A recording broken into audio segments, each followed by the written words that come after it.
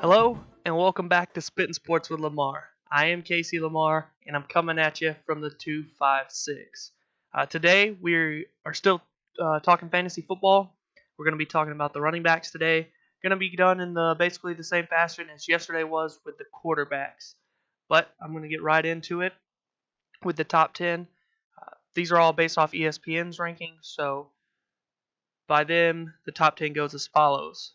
Number 1 is Le'Veon Bell. Always know he's going to be good. He's 27 now, still looking for that contract, but he's always good. That offense is always explosive. Number 2 is Todd Gurley, which I would have him as my number 1 if I had that pick. I really look for Todd Gurley to pick up where he left off last year and be really, really good. But any order of those two, 1 and 2, you're probably pretty good and will be all right. 3, Ezekiel Elliott. I have no problems with him being at 3. That offense, uh, they run as he runs. Dak Prescott, he makes the plays with his arm, but that offense is really built around Ezekiel Elliott running the football, which they have a good offensive line, and that's what they do, run the ball. David Johnson, I know it was just a wrist injury. It wasn't like a ligament like his ACL or something like that, but I would still be very good. I'd still be weary of him. He's number 4. Obviously, we know what he did 2 years ago, but they have him at 4 this year. I I would be skeptical, but I wouldn't be too hesitant on picking him up. Uh, Coming into this season, Saquon Barkley is number 5. He's a rookie. Obviously, he was the number 2 pick of the Giants. He's at 5, but we've seen it in recent years. Alvin Kamara, he wasn't that highly touted though because of Mark Ingram, but Ezekiel Elliott was, and he came in and was a top 5 running back immediately. Saquon Barkley, he has the ability to do that, but we'll see where that offense goes this year. 6 is Leonard Fournette, which I would have him further up than a couple of these people because Jacksonville, that offense is all about Fournette. Blake Bortles, I think he gets more of he gets a bad rap or gets criticism worse than he should. Obviously, he's had some terrible games, turnover prone. But Leonard Fournette, it's on his offense. I would have him ranked higher than 6th, but that's just me. Alvin Kamara comes in at 7. Obviously, he's going to be a huge, huge aspect of that Saints offense. Can catch the ball, run the ball. He can do both. Was just a freak of nature last year as the number 2 back. He was rookie of the year. It was pretty crazy what he did, and he wasn't even the feature running back. But obviously was a huge part of the offense. 8, which is kind of surprising to me, but Dalvin Cook, coming off an ACL injury, only played 4 weeks. I'll speak about him a little bit more in a minute. 9, Melvin Gordon. I don't have a problem with that one. They want to run the ball more, which they have done since they picked up Gordon. But obviously, I still think they're a pass first with Phillip Rivers at quarterback. 10 is Kareem Hunt, which is surprising to me, but you got to remember he just burst on the scene last year, and people couldn't really get all it adjusted. They went to a new quarterback this year, so he probably will get the ball a little bit more. But Spencer Ware's back. I don't have a problem with Kareem Hunt at 10, but that's another one I would be kind of wary of because you don't know short yardage, touchdowns at the goal line. You don't really know what you're going to get out of him. But I don't have a problem with him at 10. He's still a number 1 running back. But some notables, Sean McCoy, he comes in outside the top 10. He's finished in the top 7, I think, the last 3 years is what I read. But 11th, that's kind of surprising to me. He's usually higher than that. Christian McCaffrey, 13th. I think that's about right for him, but he's going to be big in the offense. I'll talk about him more. Jerick McKinnon comes in at 14th. Remember, he filled in for Dalvin Cook and had a great season with Minnesota after Dalvin Cook went down. But he's now in San Francisco. He comes in at 14th. Royce Freeman, he's a rookie running back for the Broncos out of Oregon. He's 15th coming into this season. I know he's expected to be their number 1 and get a lot of work, but it's kind of surprising me. But he's a rookie from drafted out of the 3rd round. Joe Mixon, He will be the lead back in Cincinnati. They still have Giovanni Bernard, but Joe Mixon is 17th. Uh, he will split a little bit of time with Gio Bernard, but Mixon is obviously the number one there. Darius Guice, he's going to step right in and be the number one. I'll talk more about him too. Second round pick, he's ranked 18th. Surprise for me, Derrick Henry only checks in at 20th. It's kind of surprising to me since it will be his offense, but again, I'll talk more about him. I'll talk more about Sonny Michel. He comes in at 21st. Kenyon Drake comes in at 22nd, which it'll be interesting to see how Miami runs their offense. Rashad Penny, he was the first round pick out of San Diego State of the Seahawks. He's ranked 23rd, and then Jay Ajayi is really a surprise for me in Philadelphia, but he checked in at 25th. Those were just a few I wanted to point out there. But now I'll just get into some back. See, I'm not gonna. I talked a little bit about the top 10, but as far as good backs or picks that I would like outside those top 10 running backs, I'm gonna go over some of those. Jordan Howard, he comes in at 16th, but he's obviously the number one in Chicago. He does have competition for playing time with Tariq Cohen, but that's only on passing downs. Howard is a workhorse. He's a big guy. Can run you over, do whatever you need to do in the running game, short yardage. And it's hard to know how good Mitch Trubisky is going to play at quarterback this year. So I believe that they're going to use Howard a lot to take the pressure off Trubisky of having to get the ball. They just want to get the ball out of his hands, hand it off. And ever since Howard has come into the league, he's proved that you can rely on him to carry the ball a lot. Last year, he averaged just over 17 carries a game. Yeah, just over 17 carries a game, and he should receive about the same this year. There should be no issues. But I really like Jordan Howard. he could be a good pickup outside of those main ones. It just depends on how many teams you have in your league. I know typically it's 10 or 12. So he would be a good number 2. Most of these guys are going to be number 2. But Howard, I think he could be a number 1. But I like Jordan Howard. Christian McCaffrey, heavy workload in the passing game. He's not going to get a whole lot. He's probably going to get about as many touches receiving as he does rushing. He had 117 rushing attempts last year, and he had 100 and something targets, but he had roughly 120 targets. It was somewhere in there with how many carries he had. But he had 80 receptions for 651 yards and 5 touchdowns last season. PPR league, he's almost a must-get if he's available to you. He's almost a must-have because he's going to catch the ball a lot.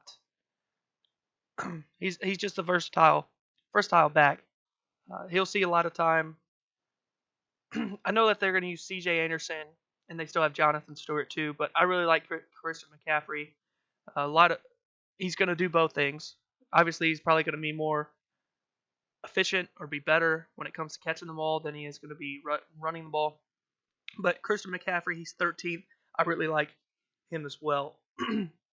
Another one I really like is rookie Darius Guice for Washington. He's going to step in and immediately be the lead back for the Redskins. Heavy workload. He's going to lose time. He's going to lose time on the passing downs, but his workload is still going to be high. Goal line, short yardage. He's going to be the guy to get the ball for the Redskins. He checks in at 18, and like I said, he's a rookie second-round pick. But I like Darius Guice.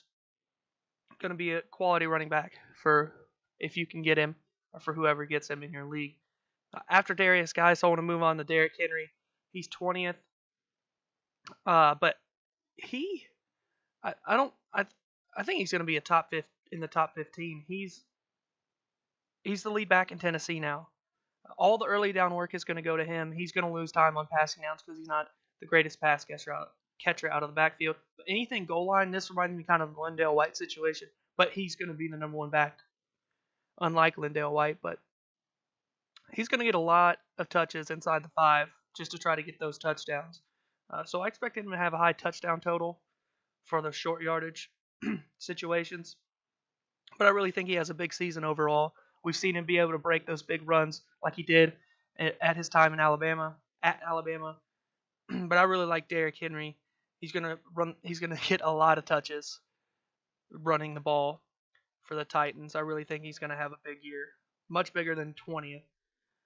The next one I wanted to touch on, I just realized I had 3 Alabama backs here, but Kenyon Drake, he comes in at 22nd, but he should be the lead back out for the Dolphins. He's a huge player in the passing game as well. I remember at Alabama there was a play. I remember against Florida they lined him up at wideout, and he 87-yard touchdown bomb to start the game, first play of the game. So you can put him out at wide receiver. He's going to lose playing time on the short yardage in the goal line situations, but he should still have well over 250 touches total. He's very versatile. Was one of the top backs in the league once it was his job after the Dolphins sent away Jay Ajayi. He was top 7 in the league overall for fantasy. He's going to have a big year. And then Mark Ingram's going to be very overlooked because he's suspended for the first 4 games. But even with Kamara, they score so many points and do so much with the offense.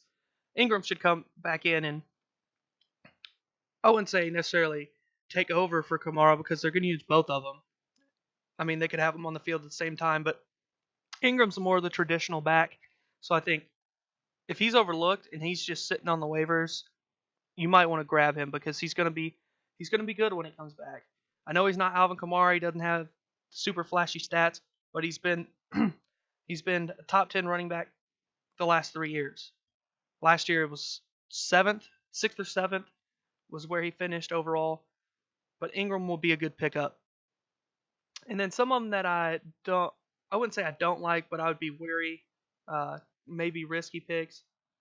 Even though they're high, that's what I'll get into now. Dalvin Cook, he's 8th. I don't doubt his abilities. He was well on his way to be a rookie star. Obviously, last year before he tore his ACL in Week 4, he was lighting it up. But I'm worried if he can withstand the workload coming off an ACL injury. I mean, we've seen people do it, but you just never know what you're going to get because he's expected to. It's supposed to be when it comes to the rushing game, it's all going to be on his back.